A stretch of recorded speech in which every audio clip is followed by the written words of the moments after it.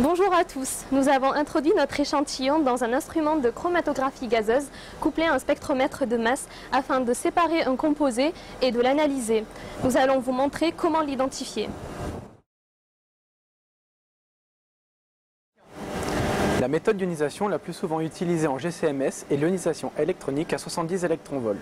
Cette énergie génère une fragmentation importante, ce qui permet d'être discriminant. Cette technique possède un mauvais rendement, mais elle reste relativement efficace par rapport à sa sensibilité et est largement suffisante pour descendre bas dans les limites de l'autonomie. L'ionisation électronique est non sélective, c'est-à-dire que tous les composés volatiles organiques vont être ionisés dans ces conditions. La particularité de cette méthode est qu'elle fonctionne aussi sous vide, ce qui permet d'éviter les collisions et les formations d'aduits, et d'éliminer les molécules neutres qui ne sont pas accélérées dans le vide. Tous ces paramètres font de l'ionisation électronique une méthode répétable et reproductible et qui justifie donc la création de bases de données. Une base de données est constituée d'une bibliothèque de spectres de masse. Pendant très longtemps, nous regardions les bases de données dans des livres. Il est maintenant possible de le faire par informatique via un logiciel qui contient un algorithme. Ce logiciel va permettre de comparer les spectres de la base de données avec les spectres de notre composé. Il existe 3 types de bases de données. Tout d'abord, les bases de données commerciales généralistes telles que Wiley et NIST. Elles sont constituées de bibliothèques venant de laboratoires différents. Elles contiennent des centaines de milliers de spectres, mais ont beaucoup de doublons. Nous avons ensuite les bases de données commerciales spécialistes. Celles-ci sont créées par un seul laboratoire. Elles sont donc plus sûres et plus homogènes que les précédentes, mais ne concernent qu'un seul domaine.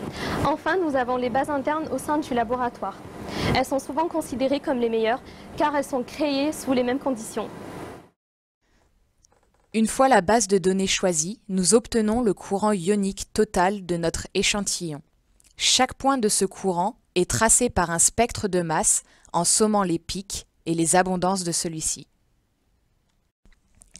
Lorsque l'on soumet notre spectre à une recherche dans la base de données, le logiciel nous propose les spectres les plus ressemblants.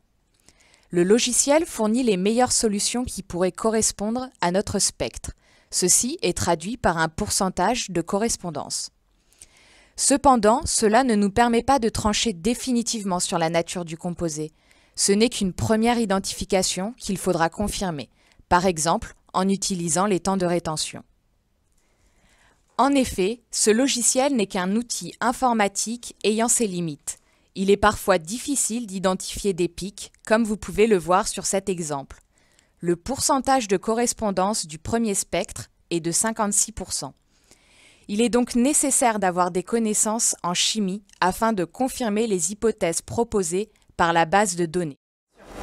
Vous voilà maintenant en possession de tous les outils nécessaires à l'identification d'un composé qui a été analysé par chromatographie gazeuse couplé à un spectromètre de masse.